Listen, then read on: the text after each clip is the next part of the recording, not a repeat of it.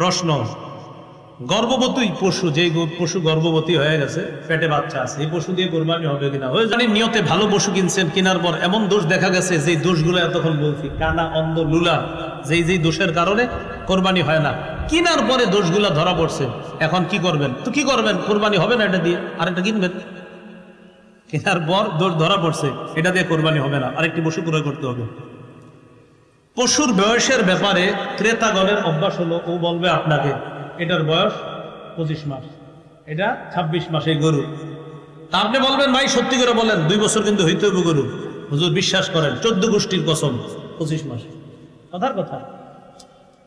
এখন আপনি যদি কিনে আনেন, আনার পর আপনি তাকে বিশ্বাস করে কিনে আনে, এটা যদি কোরবানি করেন, কোরবানি হয়ে যাবে। তার কথা বিশ্বাস করে এটা কোরবানি করলে কোরবানি হয়ে যাবে। এই জন্য ক্রেতা ভাই যারা আছে, আমরা মিথ্যা কথা না বলি বয়সের ক্ষেত্রে। পশুর বন্ধা পশু, এটা দিয়ে কোরবানি হবে কিনা? বন্ধা পশু, হ্যাঁ, বন্ধা পশু দিয়েও কোরবানি হয়ে যাবে। কোরবানির পশু জবাই করা উত্তম কে? যার পশু সে জবাই করা উত্তম। যিনি পশু কোরবানি করবে, যার পশু তিনি জবাই করা উত্তম। জিলহজ মাস চলছে,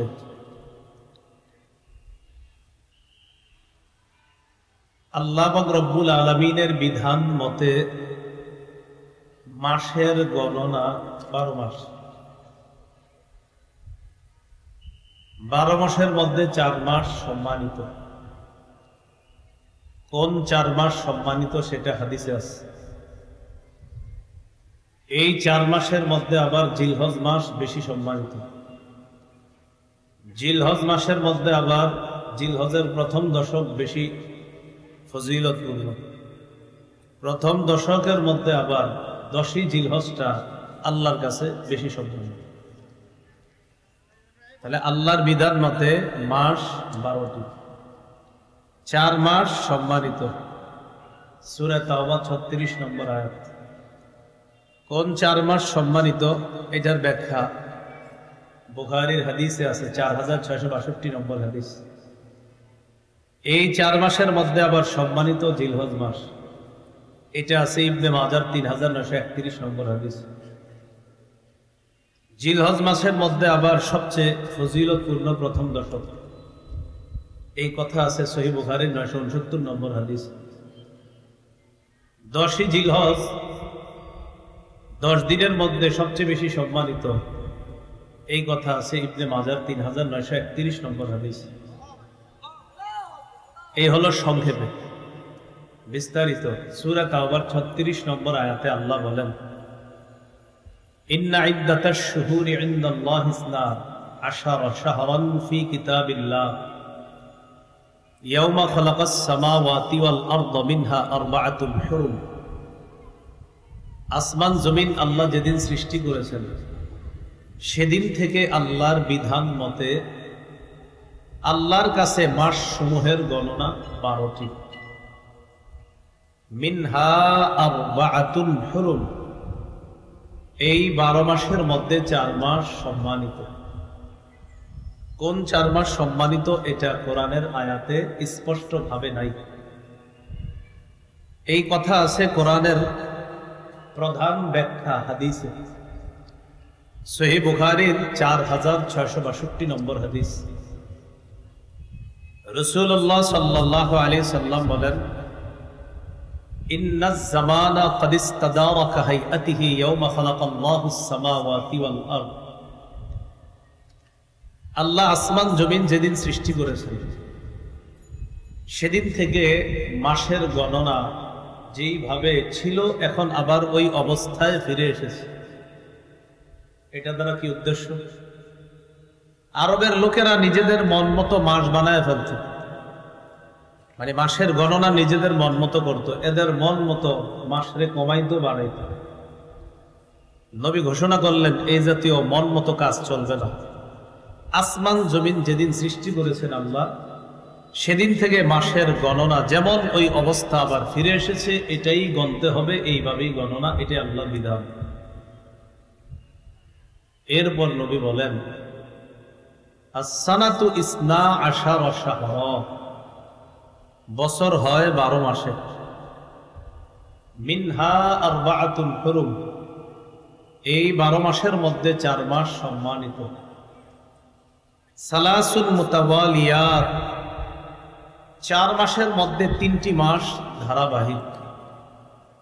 ধারাবাহিক 3টি মাস হলো যুলকাদা, যুলহিজ্জা ওয়াল মুহররম।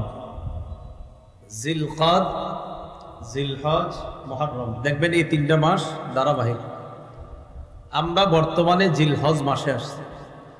আগের মাসটা হলো জিলকাদ, পরের মাসটা হবে মুহররম। তাহলে ধারাবাহিক 3টা। চতুর্থ সম্মানিত মাস হলো রজব মুদর আল্লাতী বাইনা জুমাদা ওয়া শাবান। জুমাদাল আখিরা এবং শাবান, এই 2 মাসের মাঝে একটা মাস আছে, এটার নাম রজব মাস। এই হলো সম্মানিত 4 মাস। বুঝে থাকলে সবাই বলেন, আল্লাহর বিধান মতে মাস কয়টি?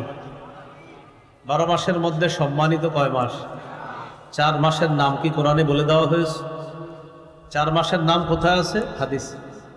কোন 4 মাস? জিলকদ, জিলহজ, মুহররম, রজব। এই 4 মাস সম্মানিত। এই সম্মানিত 4 মাসের মধ্যে আবার বেশি সম্মানিত জিলহজ মাস। সুবহানাল্লাহ। এই কথা কোথায়?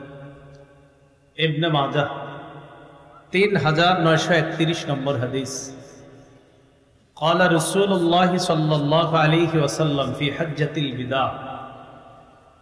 রাসূলুল্লাহ সাল্লাল্লাহু আলাইহি ওয়াসাল্লাম বিদায় হজের ভাষণে বললেন, আলা ওয়া ইন্না আহরামাশ শুহুরি শাহরুকুম হাদা।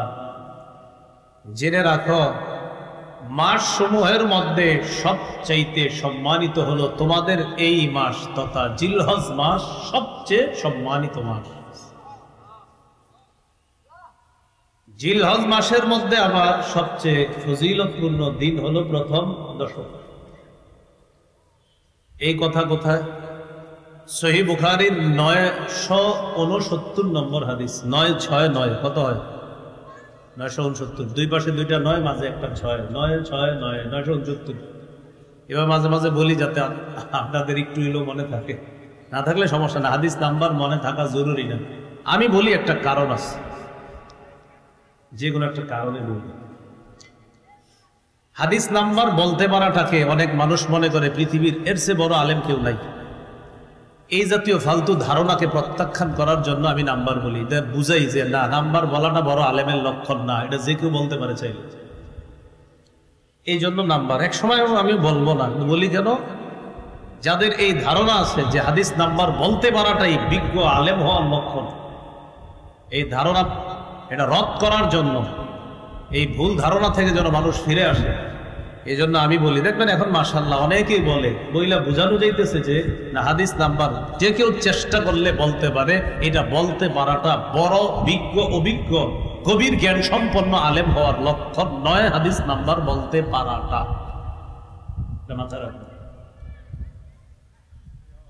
969 নম্বর হাদিসে আছে বুখারীর। রাসূলুল্লাহ সাল্লাল্লাহু আলাইহি ওয়াসাল্লাম বলেন, মা মিন আইয়ামিন আল আমালুস সালিহু ফিহা আহাব্বু ইলাল্লাহ মিন হাযিহিল আইয়াম, ইয়ানি 10 যিলহিজ্জা।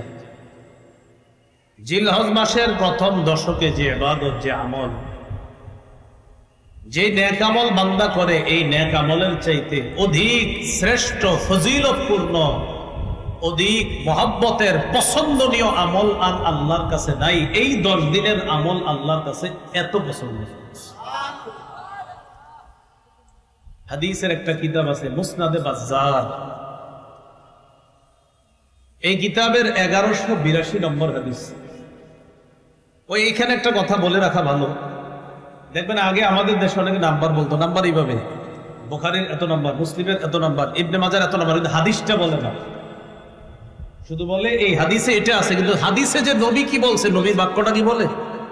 এই যে যেমন রাসূলুল্লাহ সাল্লাল্লাহু আলাইহি সাল্লাম বলেছেন, মা মিন আইয়ামিন আল আমালুস সালিহু ফিহা আহাব্বু ইলাল্লাহ, এই বাক্যগুলা নবীর বাক্য, নবীর বাক্য বলে না। শুধু এতটুকু বলে, বুখারীতে আছে, মুসলিমে আছে, ইবনে মাজাহ আছে, নাসাইতে আছে, থাকলেও না থাকলেও, মানে কতগুলো কিতাবের নাম বইলা বলে আছে। তো বইলা একটা বর্ণনা বলে, যে বর্ণনাটা মানে বাংলাটা বইলা দেয়। আমি নাম্বার বলি এই কারণে, এই জাতীয় ভুল ধারণা প্রত্যাখ্যান করতে হবে। আপনারা এই ধারণা থেকে ফিরে আসতে হবে যে একসাথে এই 5-7টা কিতাবের নাম বইলা বুঝানো যে আমার চেয়ে বেশি কেউ জানে না, এই ভুল ধারণা থেকে বেরিয়ে আসুন। এরপরও যারা বলে তাদেরকে বলবেন, ঠিক আছে আপনি তো বললেন, নবীর বাক্যগুলো একটু শোনান, নবীর বাক্যের যে অনুবাদ যেটা করলেন এটাই যে নবী বলছে, নবীর কথাটাও একটু শোনান, শোনানোর পরে এরপরে বলেন। আল্লাহ আমাদেরকে বুঝার তৌফিক দান করেন। তো রাসূলুল্লাহ সাল্লাল্লাহু আলাইহি সাল্লাম বলেন, মুসনাদে বাজ্জারের 1182 নম্বর হাদিস, এই হাদিসে আছে রাসূলুল্লাহ সাল্লাল্লাহু আলাইহি সাল্লাম বলেন,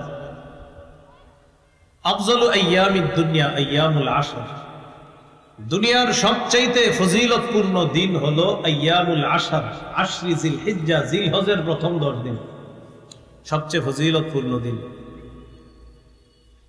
এই 10 দিনের মধ্যে আবার সবচাইতে সম্মানিত হলো 10ই জিলহজ। সুবহানাল্লাহ। এটা আছে ইবনে মাজাহ 3931 নম্বর হাদিস। বিদায় হজে রাসূল সাল্লাল্লাহু আলাইহি সাল্লাম বলেছেন, আলা ওয়া ইন্না আহরামাল আইয়াম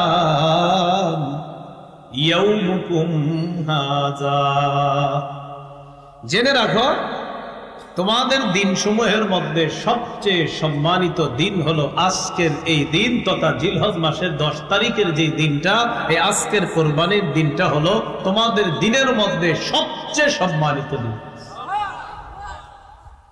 এই দিনটা আমাদের দেশে ইনশাল্লাহ আগামী সোমবারই ইনশাল্লাহ, এটা হলো কোরবানির দিন। কোরবানি এটা আল্লাহর নিদর্শন, কোরবানি আল্লাহর নিদর্শন। সূরা হজের 32 নম্বর আয়াতে আল্লাহ বলেন, ওয়ামাই ইউআযযিম শাআইরাল্লাহ, যে ব্যক্তি আল্লাহর নিদর্শন সমূহকে সম্মান করে, ফাইন্নাহা মিন তাকওয়াল কুলুব, এটা অন্তরের তাকওয়া থেকে করে। যে আল্লাহ নিদর্শন সমূহকে সম্মান করে, আল্লাহ নিদর্শনের মধ্যে কোনো একটা নিদর্শনকেও যদি কেউ সম্মান করে, এটা তার অন্তরের তাকওয়া। কুরবানির ব্যাপারটা এটা হলো তাকওয়ার ব্যাপার। এজন্য আল্লাহ বলেন, লা ইয়ানালাল্লাহা লুহুমুহা ওয়ালা দিমাউহা ওয়ালাকিন ইয়ানালুহুত তাকওয়া মিনকুম, কুরবানির পশুর গোশত আল্লাহর কাছে পৌঁছে না, রক্ত আল্লাহর কাছে পৌঁছে না, তোমাদের তাকওয়া আল্লাহর কাছে পৌঁছে। গোশত পৌঁছে না, রক্ত পৌঁছে না, তাকওয়া আল্লাহর কাছে পৌঁছে। কোরবানি আল্লাহর নৈকট্য অর্জন করার একটা মাধ্যম। এই জন্য আমরা কোরবানি করি শুধু আল্লাহকে খুশি করার জন্য। সূরা আনআমের 163 নম্বর আয়াতে আল্লাহ বলেন, ইন্না সালাতি ওয়া নুসুকি ওয়া মাহইয়ায়া ওয়া মামাতি লিল্লাহি রাব্বিল আলামিন, আমার নামাজ, আমার কোরবানি, আমার জীবন, আমার মরণ বিশ্ব জগতের রব আল্লাহর জন্য। এ হলো কোরবানি আল্লাহর নৈকট্য অর্জনের উপায়, মাধ্যম। তাই কোরবানি করবো একমাত্র আল্লাহকে খুশি করার জন্য। কোরবানির মাধ্যমে ইব্রাহিম আলাইহিস সালাতু ওয়াস সালামের একটা সুন্নাত জিন্দা হয়। ইব্রাহিম নবীর মাধ্যমে এই পদ্ধতি আল্লাহ পৃথিবীতে চালু করেছেন। সূরা আস-সাফফাতের 107 নম্বর আয়াত, সন্তান ইসমাইলকে যখন ছুরি চালাবে, আল্লাহ জানায় দিলেন পরীক্ষা আপনি পাশ করেছেন। কদ সাদ্দাকতা রুইয়া, স্বপ্ন সত্যে পরিণত করেছেন। যে স্বপ্ন দেখছেন সন্তানের গলায় ছুরি চালান, এই স্বপ্ন আপনি সত্যে রূপান্তরিত করেছেন, স্বপ্ন সত্যায়ন করেছেন। ইন্না কাযালিকা নাজিজিল মুহসিনিন, নেককারদেরকে আমি এভাবেই প্রতিদান দিয়ে থাকি। ইন্না হাযা লাহুয়াল বালাউল মুবিন, এটা ছিল স্পষ্ট একটা পরীক্ষা। এই পরীক্ষা আপনি পরিপূর্ণ পাস করছেন। আর এই পরীক্ষায় আপনাকে সফলতা দান করেছি, মানুষের পরিবর্তে পশু কোরবানি করা আমি আল্লাহকে খুশি করার জন্য এই বিধান আপনার মাধ্যমে সারা পৃথিবীর মুসলমানের জন্য আমি আল্লাহ প্রতিষ্ঠিত করে দিলাম। এই কথাটাই আল্লাহ বলেন, ওয়াফাদাইনাহু বিযিবহিন আযীম। আমি বিরাট এক প্রাণীর বিনিময়ে তাকে মুক্ত করলাম, ইব্রাহিম নবীকে মুক্ত করলাম। বিরাট এক প্রাণীর বিনিময়ে ইব্রাহিম নবীকে সন্তান জবাই থেকে মুক্ত করলাম, ইসমাইলকে জবাই হওয়া থেকেও মুক্ত করে দিলাম। পশু কোরবানির বিধান আমি আল্লাহ চালু করে দিলাম। ইব্রাহিম নবীর সুন্নত। আরেকটা দলিল হাদিস থেকে নেন, ইবনে মাজাহ 3117 নম্বর হাদিস। হাদিসের বর্ণনাকারী যায়েদ ইবনে আরকাম 3127 নম্বর হাদিস, ইবনে মাজাহ। হাদিসের বর্ণনাকারী যায়েদ ইবনে আরকাম রাদিয়াল্লাহু তাআলা। এই হাদিসের মধ্যে আসছে, قال اصحاب رسول الله صلى الله عليه وسلم ما هذه الاضاحي يا رسول الله। এই যে কোরবানি, এটা কি জিনিস? এই কোরবানি জিনিসটা কি? ওগো আল্লাহ নবী, আপনার কাছে জানতে চাই। قال سنة أبيكم إبراهيم عليه الصلاة والسلام। রাসূলুল্লাহ সাল্লাল্লাহু আলাইহি সাল্লাম জবাব দিলেন, এটা তোমাদের পিতা ইব্রাহিম আলাইহিস সালাতু ওয়াস সালামের সুন্নাত। সাহাবায়ে কেরাম প্রশ্ন করলেন, ফামা লানা ইয়া রাসূলুল্লাহ, হুজুর এই সুন্নাত প্রতিষ্ঠিত করলে আমাদের কি লাভ, আমরা কি পাবো? রাসূলুল্লাহ সাল্লাল্লাহু আলাইহি সাল্লাম বললেন, বিকুল্লি শাআরাতিন হাসানা, প্রতিটা পশমের বিনিময়ে নেকি পাওয়া যাবে। সাহাবীগণ বললেন, ফামাসসুফু ইয়া রাসূলুল্লাহ, হুজুর এমন প্রাণী যদি হয় যে প্রাণী পশমওয়ালা প্রাণী, মানে অন্য প্রাণীরও পশম থাকে, কিন্তু কিছু প্রাণী আছে ওদের পশমই খুব বেশি, ওদের পশমই খুব বেশি। এই বেশি পশমওয়ালা প্রাণী জবাই করলেও কি এই বেশি পশম যেই পরিমাণ সওয়াব দেওয়া হবে? নবীজি বললেন, বিকুল্লি শাআরাতিন মিনাস সুফি হাসানা, পশমওয়ালা প্রাণী জবাই করলেও প্রতিটা পশমের বিনিময়ে নেকি, সওয়াব দেওয়া হবে, নেকি দেওয়া হবে। তো ইব্রাহিম আলাইহিস সালাতু ওয়াস সালামের এটা সুন্নাত। কোরবানি করব আমরা আল্লাহর শুকরিয়া আদায় করার জন্য। বলেন আলহামদুলিল্লাহ। এই কোরবানি আদায় করার পরেও পড়বো আমরা আলহামদুলিল্লাহ। সূরা হজের 36 নম্বর আয়াতে আল্লাহ বলেন, ওয়াল বুদনা জাআলনাহা লাকুম মিন শাআইরিল্লাহ, ওয়াল বুদনা জাআলনাহা লাকুম মিন শাআইরিল্লাহ, ওটকে আল্লাহর নিদর্শন বানাইলাম তোমাদের জন্য। কোরবানির এই পশুটাকে তোমাদের জন্য, এটাকে আল্লাহর নিদর্শনের অন্তর্ভুক্ত বানাইলাম। ফাযকুরুসমাল্লাহি আলাইহা সাওয়াফা, সারিবদ্ধ উটগুলোর উপর আল্লাহর নাম নাও, মানে বিসমিল্লাহ বলে নহর করো। সারিবদ্ধ ভাবে এগুলোর উপরে বিসমিল্লাহ বলো। ফাইযা ওয়াজাবাত জুনুবুহা ফাকুলু মিনহা, এরা যখন কাত হয়ে পড়ে যাবে, ফাকুলু মিনহা, এখান থেকে তোমরা খাও, গোশত খাও। ওয়া আতইমুল কানিআ, অভাবীদেরকে খাওয়াও। ওয়াল মুআতার, যে অন্যের কাছে লজ্জায় চাইতে পারে না তাকেও খাওয়াও। ফাকুলু মিনহা, নিজে খাও। ওয়া আতইমুল কানিআ, আতইমু খাওয়াও, আল কানিআ অভাবীকে খাওয়াও। ওয়াল মুআতার, মুআতার মানে লজ্জার কারণে যে চাইতে পারে না অন্যের কাছে তাকেও খাওয়াও। কেন?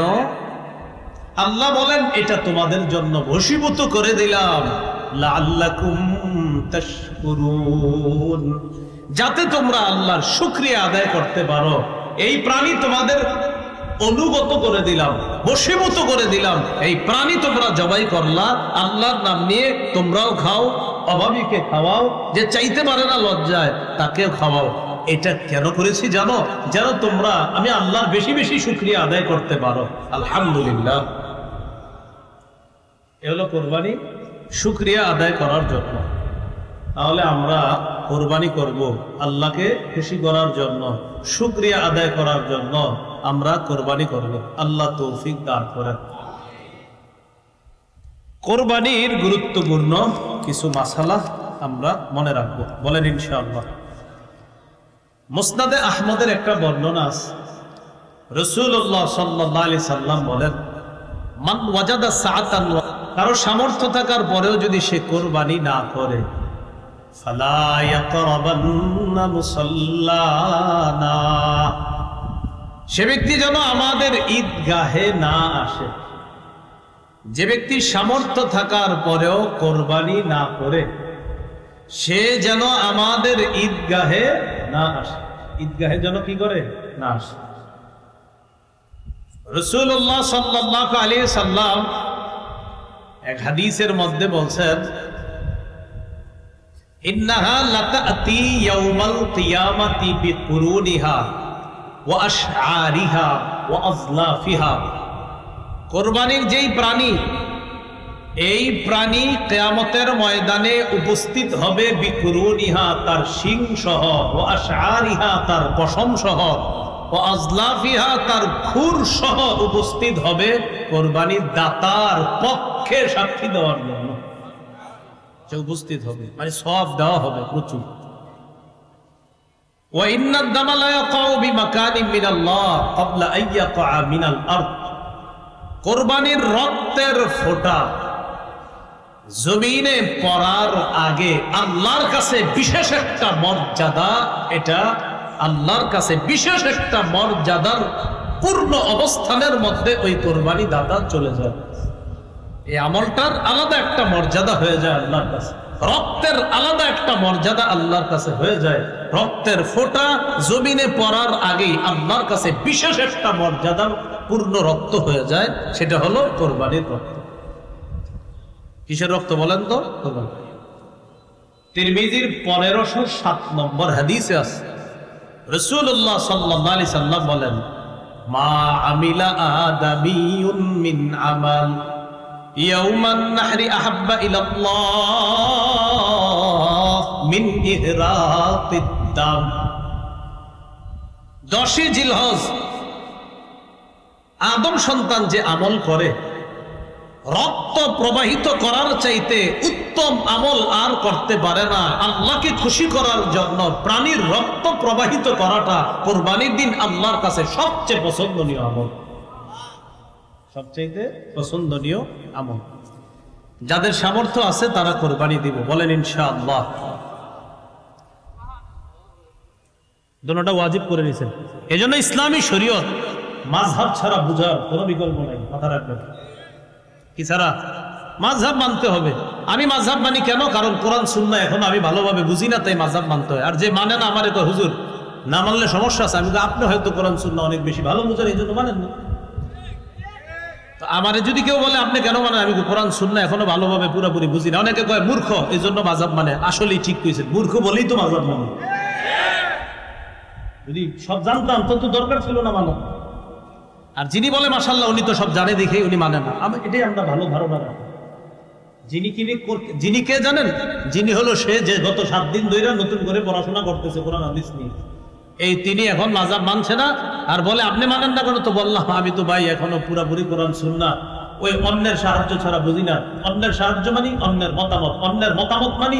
কয় অন্যের মতামতের আরবি কি হুজুর? কয় অন্যের মতামতের আরবি হলো মাযহাব। আচ্ছা তাই নাকি? কয় হ্যাঁ। ইমাম আবু ইউসুফের মত মানি ইমাম আবু ইউসুফের মাযহাবে, ইমাম মুহাম্মদের মত মানি ইমাম মুহাম্মদের মাযহাবে, ইমাম আবু হানিফার মত মানি ইমাম আবু হানিফার মাযহাব। আচ্ছা হুজুর মাযহাব কি? মাযহাব হলো কোরআন সুন্নাহর সুবিন্যস্ত একটা সংকলনকে মাযহাব বলা হয়। বুখারী এটা কি আবিষ্কার না সংকলন? বলেন। সংকলন।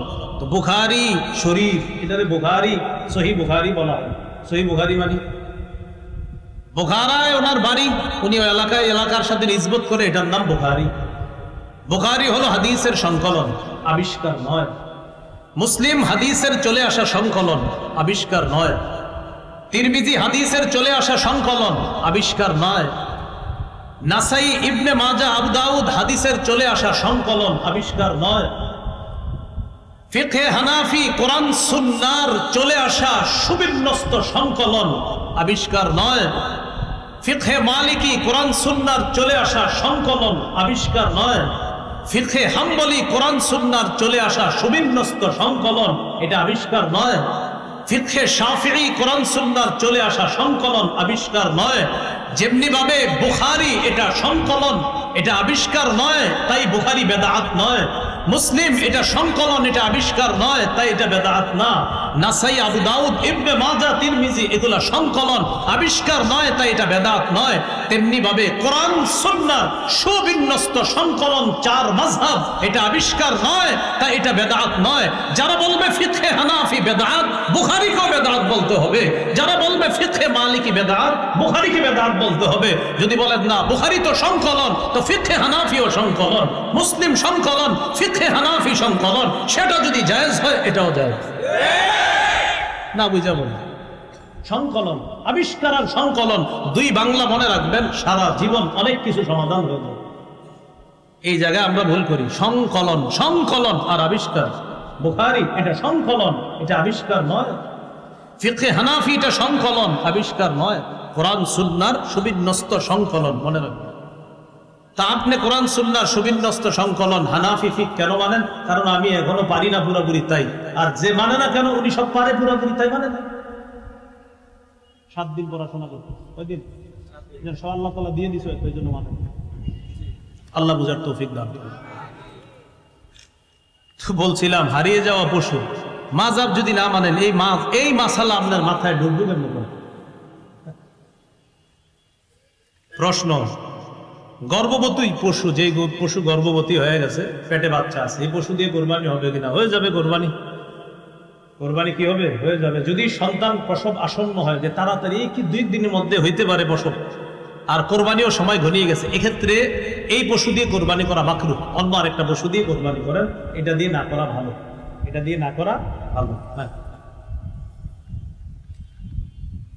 জবাই করার পর যদি দেখেন বাচ্চা জীবিত, ওটারও কোরবানি করে দিবেন, জবাই করে দিবেন। হ্যাঁ, তিরমিজির বর্ণনায় আসছে, ওটারও জবাই করার কথা আসছে তিরমিজির। কোরবানির নিয়তে ভালো পশু কিনছেন, কেনার পর এমন দোষ দেখা গেছে, যে দোষগুলো এতক্ষণ বলছি, কানা, অন্ধ, লুলা, যেই দোষের কারণে কোরবানি হয় না, কেনার পরে দোষগুলা ধরা পড়ছে।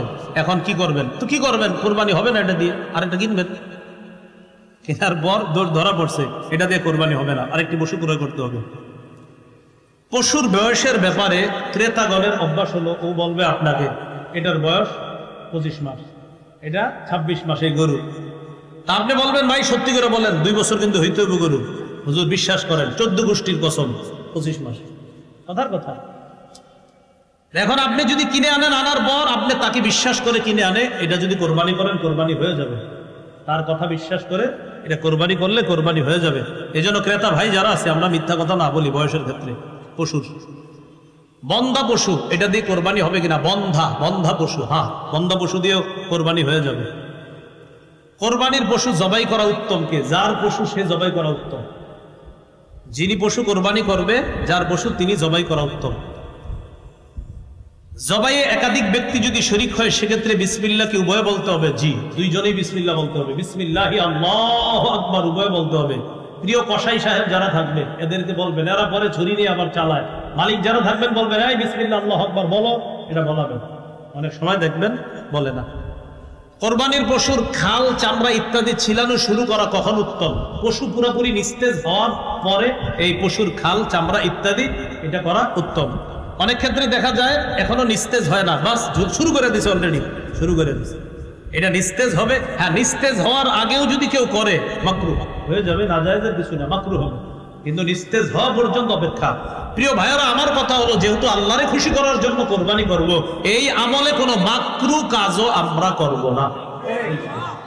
আল্লাহরে খুশি করবো কেন? আমি জেনে শুনে মাকরুহ করবো এই যে কসাইকে বলবো ভাই একটু পরে শুরু করেন।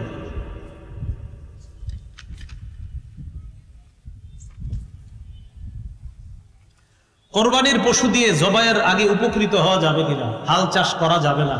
কেউ যদি করে থাকে দেশ গ্রামে বলে দিবেন, যে পরিমাণ হাল চাষ করছো এই পরিমাণ হাল চাষ করলে কত টাকা পারিশ্রমিক আসে, এই পরিমাণ টাকা সৎকা করে দিবে। হাল চাষ করা যাবে না, যদি করে থাকে সৎকা করে দিতে হবে এই পরিমাণ। হাল চাষ এটা না করা, এগুলা করা যাবে না। কোরবানির পশুর দুধ, এই দুধ পান করা যাবে না। পশুর ওলানে এত পরিমাণ দুধ, যে পরিমাণ দুধের কারণে পশুর যদি কষ্ট না হয় তাহলে দুধ দহন না করা। কোরবানির পশুর ওলানে দুধ যদি দহন না করলে কষ্ট না হয় পশুর, যে এটাকে আমি যদি দহন না করি সমস্যা হবে না, তাহলে আপনি ঠান্ডা পানি ওলানের মধ্যে ছিটিয়ে দিবেন, ঠান্ডা পানি ওলানে ছিটিয়ে দিবেন, এক্ষেত্রে তার কষ্ট কম হবে। সেক্ষেত্রে আপনি দহন না করে এভাবে রাখা উত্তম। এরপরেও যদি কেউ দহন করেন, দহন করলে দুধ আপনি খাবেন না, আপনি মালিক, আপনি খাবেন না। ঘটনাচক্রে আপনি আধা কেজি দহন করছেন, দহন করার পর 1 গ্লাস খায় ফেলছেন। খাওয়ার পর গাজীপুর আপনার 27 মাদ্রাসার মোতায়েম সাহেবের কাছে গিয়ে জিজ্ঞাসা করছেন, হুজুর আমি তো 1 গ্লাস দুধ খেয়ে ফেলছি, আমি তো মাসালা জানতাম না, মানুষে বলা বলি করতেছে দুধ খাওয়া নাকি ঠিক হয়, এই টাকাটা আপনি সৎকা করুন। 1 গ্লাস দুধের মূল্য যত হবে এই পরিমাণ টাকা সৎকা করে দিত। আপনার খাওয়াটা কি হয় নাই? ঠিক হয়নি। হ্যাঁ,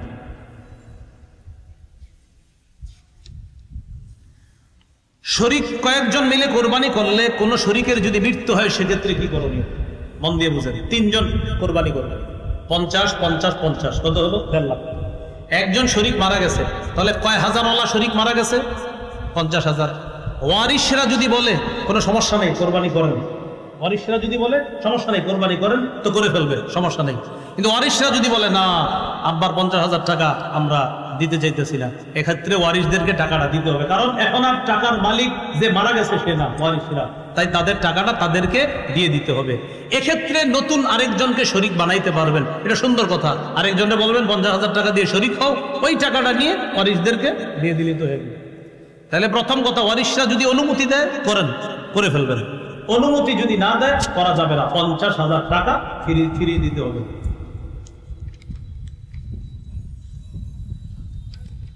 ধনী মানুষ একা পশু ক্রয় করলে পরবর্তীতে অন্য কাউকে শরীক করতে পারবে কিনা? একজন ধনী মানুষ 1 লক্ষ টাকা দিয়ে একটা পশু ক্রয় করছে, পরবর্তীতে চিন্তা করলো আমি আরেকজন একটু শরীক করি, 10, 20,000, 30 বা যেরকম পারে শরীক করি, করা যাবে কিনা? যাবে।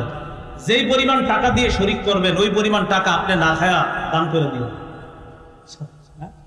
বাকি খাইতে পারবেন, পারা যাবে। কারণ 1 লক্ষ টাকা দিয়ে কিনছে, তো একজনে শরীক করছে, যেই পরিমাণ টাকায় শরীক করছেন ওই টাকাটা আপনি নিতে পারবেন, সমস্যা নাই।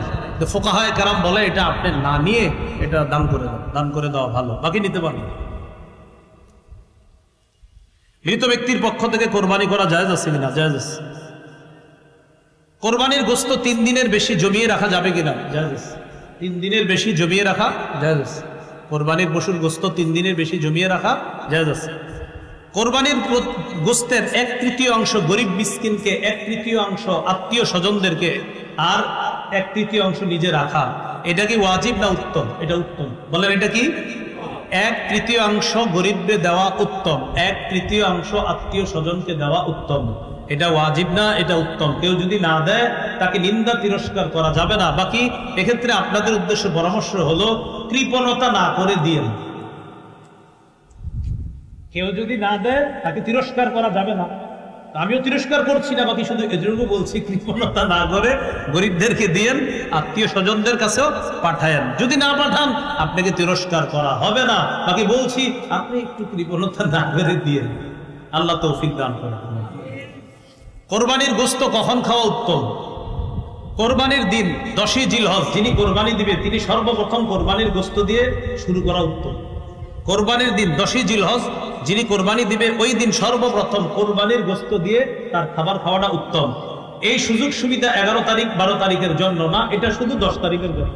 আবার বলছি, কোরবানি তো 11 তারিখেও হয়, 12 তারিখেও হয়।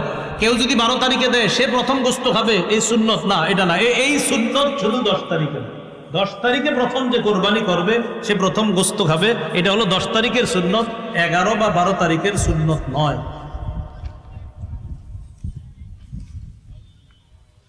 কোরবানির গোস্ত, চর্বি ইত্যাদি বিক্রি করা যাবে কিনা? অনেকে গোস্ত ইত্যাদি চর্বিটা বিক্রি করে দেয়। গোস্ত বিক্রি করা যাবে না, চর্বিটা বিক্রি করা, নাউজুবিল্লাহ বলেন। চর্বি বিক্রি করা যাবে না, গোস্ত বিক্রি করা যাবে না। কোরবানির চর্বি বিক্রি করা যাবে না, গোস্ত বিক্রি করা যাবে না। কোরবানির চামড়াটাও বিক্রি না করে মাদ্রাসায় দিয়ে দেন, এতিমদেরকে দিয়ে দিন, অসহায়দেরকে দিয়ে দিবেন, বলেন ইনশাআল্লাহ। কোরবানির পশুর চামড়াটা এটাও বিক্রি করবেন না, এটা দিয়ে দেন, মাদ্রাসাওয়ালাদের কাজে লাগবে, এতিমদের কাজে লাগবে। এক্ষেত্রে একটা কথা, আপনারা অনেক সময় এবং মানসিকতা রাখেন যে ছাত্ররা কোরবানির দিন এখানে দেখেন, অনেক কোটিপতির সন্তানরাও কোরবানির দিন মাদ্রাসায় থাইকা কাজ করে, কোটিপতির সন্তান। তা আপনি কেন মাথায় নেন না? কোটিপতির সন্তানের কি দরকার কোরবানির দিন মাদ্রাসায় থাকা? সেও ইখলাসের সাথে থাকে। কেন? তার অসহায় গরিব ভাইয়েরা আছে মাদ্রাসায়, তাদেরকে খেদমত করার জন্য ওই কোটিপতির সন্তানও কোরবানির দিন মাদ্রাসার জন্য কাজ করে। তো এই জন্য আপনারা এটা মাথায় নিয়েন না যে এই পোলাপানগুলা কোরবানির দিন যারা কাজ করে মন থেকে করে। আপনি খোঁজ নিয়ে দেখবেন অনেক সন্তান আছে, তার বাবা 30টা 40টা দোকান আছে, যার বাবা 400-500 মন ধান পায়। সে কেন আছে? সে মহব্বতে আছে, ইখলাসের সাথে আছে, তার দ্বারা মাদ্রাসার কাজ হবে, এই জন্য সে আছে, তাহলে তো তার এটা থাকা দরকার নাই এরকম। তো এই জন্য এটা মাথায় রাখবেন, এটা সত্যিকার অর্থেই এতিমদেরকে তাদের পিছনে খরচ করা হয়। এই জন্য চামড়াটা আপনারা বিক্রি না করে মাদ্রাসায় পৌঁছে দিবেন। আশেপাশের মাদ্রাসার হয়তো পোস্টার অলরেডি আপনাদের বাসার আশেপাশে চলে গেছে, তো আপনার নিকটস্থ মাদ্রাসা যেখানে আছে সেখানে আপনি দিন। তো আমি বলছি আপনি যেখানেই দেন চামড়াটা দিয়ে দেওয়ার চেষ্টা করবেন, বলি ইনশাআল্লাহ। সবাই বলি ইনশাআল্লাহ। কোরবানি যারা পশুটা আপনার কিনে, এরা সব ঠিক করে, খালি চামড়ার ক্ষেত্রে গিয়ে এমন করে, ভাই 1.5-2 লাখ টাকা দিয়ে পশুটা কিনলেন, শেষে কেন এমন করেন? চামড়ার ব্যাপারে এই আপনার সামান্য একটা অংশে গিয়ে এমন এমন আপনার আচরণ করেন যে আচরণগুলো আসলে ইসলাম সম্মত আচরণ না, এগুলো আমরা করব না। আল্লাহ তৌফিক দান করেন। কোরবানির পশু যিনি জবাই করবে তাকে জবাইয়ের পারিশ্রমিক দিবেন কিনা? দিবেনই। জবাইয়ের পারিশ্রমিক দিবেন, আপনি জবাইয়ের পারিশ্রমিকটা দিবেন। আমার বয়ান শুনে অনেকে হয়তো কমেন্ট করতে পারে যে হ্যাঁ মনে হয় এর জন্য কইছে। আমি আমার জিন্দিগিতে 2টা পশু করে করছি, মাত্র জবাই করছি, জিন্দিগিতে 2টা পশু। তার মানে আমি আমার জন্য বলছি না, এটা অধিকার, এটা সঠিক কথা, তাই বলছি। কোরবানির পশু যিনি জবাই করবে তাকে পারিশ্রমিক দিবেন, এটা হাতের কষ্ট, এটা জবাই করা অনেক কষ্টের ব্যাপার। এই জন্য যারা জবাই করবে তাদেরকে দিবেন। আর জবাই করার পরে আপনার একদম ছোট্ট একটা নোট ওঠে, ছোট্ট 1.5-2 লাখ টাকার গরু আপনার কোন মতে হুজুর জবাই করছে যিনি কষ্ট করে, আরে আস্তে একটা নতুন 200। এটা তো আপনার শরম করা উচিত ভাই, সত্যি বলছি। হ্যাঁ, আপনার শরম লজ্জা থাকা উচিত, এটা শরম লজ্জা থাকা উচিত। এটা আমি ওই যুগের কথা বলছি যে এই যুগে আমার বেতন ছিল 5,000 টাকা। ওই যুগে আমরা যে কোরবানি দিছি, ওই কোরবানি যিনি দিয়েছেন প্রায় 10 বছর 8 বছর আগের কথা, তাদেরকে আপনার ওই 100-200 দিয়ে দিন। ও আচ্ছা আচ্ছা আচ্ছা, সেটা আমি জানি না। আচ্ছা, যাই হোক, আপনারা এই জায়গায় একটু মহাব্বতের ইয়া রাখেন। তো এই জন্য এরকম 100-200 করে কারে, এটা কি কোনো কথা?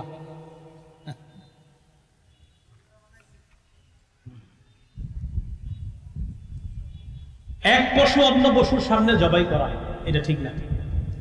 এক পশু অন্য পশুর সামনে জবাই করা ঠিক না। আচ্ছা ভাই, এই আগের কথা নিয়ে আপনারা কেউ বিভ্রান্তিতে যাবেন না। আপনাদের এলাকার যে নিয়ম, ওই নিয়মে আলেমদের সাথে পরামর্শ করে করবেন, তো ঝগড়ার নিকটবর্তী যেন কেউ না হয়। যে উনি কি বলে গেল, আমি আমারটা বলে গেছি, আপনি কি এই জন্য বলে গেছি দিকে আপনি ঝগড়া করবেন এলাকায়? আর ঝগড়া করেন না, আমি সঠিক কথা বললাম, আপনি একটু ভাববেন।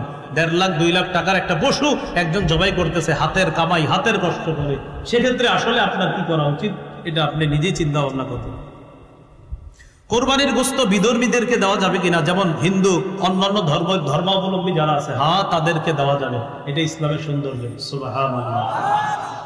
বিধর্মী, অন্যান্য ধর্মাবলম্বী যারা আছে অসহায়, তাদেরকে অবশ্যই দেওয়া যাবে, কোনো সমস্যা নেই। অন্যের উপর ওয়াজিব কোরবানি যদি অন্য কেউ দিতে চায়, 2 ভাই, বড় ভাইয়ের উপর কোরবানি ওয়াজিব, ছোট ভাই পণ্ডিত করে নামাজের পরপর গিয়ে গরু জবাই করে ফেলে। বড় ভাই করে, তুই কি করলি কাটবো, আমি এখন আইসা ছাড়তে পারলাম না, তুই জবাই করে ফেললি কেন ভাইজান? আপনার অনুমতি নাই? বেটা আমার পশুটা একটু আমার দেখতে মন চাইছে না। না, সাবধান, অনুমতি ছাড়া যদি করে ফেলেন আর তার যদি সত্যি মন থেকে সায় না থাকে, কোরবানি হবে না, কোরবানি হবে না। যার উপর ওয়াজিব তার যদি মন থেকে সায় না থাকে, তার যদি অনুমতি না থাকে, কোরবানি হবে না। এই বিষয়টা একটু সতর্ক থাকা। ঈদের নামাজ পড়ে আইসাই গরুটা ফালাই দিয়েই জবাই করে ফেললেন, যিনি মালিক তার অনুমতি আছে কিনা বিষয়টা মাথায় রাখা। কিভাবে কোরবানি করা একটু আমার সাথে বলেন। একজনের পক্ষ থেকে বলেন, দুইজনের পক্ষ থেকে, তিনজনের পক্ষ থেকে, আব্দুর রহমানের পক্ষ থেকে, আব্দুর রহিমের পক্ষ থেকে, জামিলা খাতুনের পক্ষ থেকে, আয়েশা খাদিজার পক্ষ থেকে আল্লাহর নামে জবাই করবেন। কার নামে জবাই? কার পক্ষ থেকে? বান্দার। বলেন কার নামে জবাই? আল্লাহ। বলেন কার নামে জবাই? কার পক্ষ থেকে? বান্দার। বলেন কার নামে জবাই? কার পক্ষ থেকে? এই কথাটা মাথায় রাখবেন। আমরা ইনশাল্লাহ এই বিষয়টা গুরুত্ব সহকারে মাথায় নিব। কোরবানি দাতার জন্য নিজের কোরবানির গোশত খাওয়া কি মুস্তাহাব? কোরবানি দাতার জন্য নিজের গোশত খাওয়া, অনেকের গরুর গোশত সমস্যা আছে, খায় কোরবানির গোশত একটু নিলেও খায়, এটা মুস্তাহাব, এই আমলটা করা চাই, এটা সমস্যা নেই, করা যাবে। হাজী সাহেব যারা আছে আপনাদের আত্মীয় স্বজন, তাদের কি মাসালা? এই বিষয়টা ওলামা হযরত হয়তো আলোচনা করে থাকে। এই বিষয়টা একটু গুরুত্বপূর্ণ বিষয়। ওখানে যেটাতে একটা দমের শরীক, আপনার ওখানে দমের শুকর, ওখানে যেটা করে এটা দমের শুকর। হাজী সাহেব যদি মুসাফির না হয়, যিনি হজ করতে গেছে উনি যদি মুসাফির না হয়, ওনার উপর কোরবানি ওয়াজিব। উনি সেটা কি সৌদি আরব দিবে না বাংলাদেশে দিবে, এটা তিনি জানেন। মুসাফির যদি হয় তো ওনার উপর কোরবানি ওয়াজিব না। মাথায় রাখবেন, হাজী সাহেব ওখানে যেটা করতেছে এটা দমে শুকর, ওটা করা লাগবে, এটা হজের অংশ। ওখানে যেটা জবাই করে এটা হজের অংশ। এবার আসেন কোরবানির বিষয় কি? কোরবানির বিষয় হলো হাজী সাহেব যদি মুসাফির না হয় তার উপর কোরবানি ওয়াজিব। সেটা সৌদি আরব যদি দিতে চায় তিনি দিতে পারবে, বাংলাদেশে দিতে চাইলে দিতে পারবে। আর যদি তিনি মুসাফির হয় তাহলে তার উপর কোরবানি ওয়াজিব না। এজন্য মুআল্লিম যারা থাকে তারা জানে আমার হাজিরা কি মুসাফির না মুকিম, ওরা ভালো বলতে পারবে। যদি হাজিরা মুকিম হয় তো কিন্তু কোরবানি লাগবে। এই বিষয়টা ওলামা হযরত অনেকে আছেন এখানে, একটু গুরুত্ব সহকারে আলোচনার অনুরোধ রাখছি। এই বিষয়টা অনেকে জানে না হাজী সাহেব, ওনারা মনে করে ওখানে গিয়ে যেটা জবাই করছে বাস হয়ে তো গেছে কোরবানি, এটা অনেকে মনে করে। আল্লাহ আমাদেরকে বুঝার তৌফিক দান করেন। রাসূলুল্লাহ সাল্লাল্লাহু আলাইহি সাল্লামের পক্ষ থেকে কোরবানি দেওয়া কি উত্তম, বরং এটা সৌভাগ্যের বিষয়, এটা উত্তম, এটা দ্বারা কোরবানি করা এটা উত্তম কাজ। যে যদি করে কোনো সমস্যা নাই, করতে পারবে।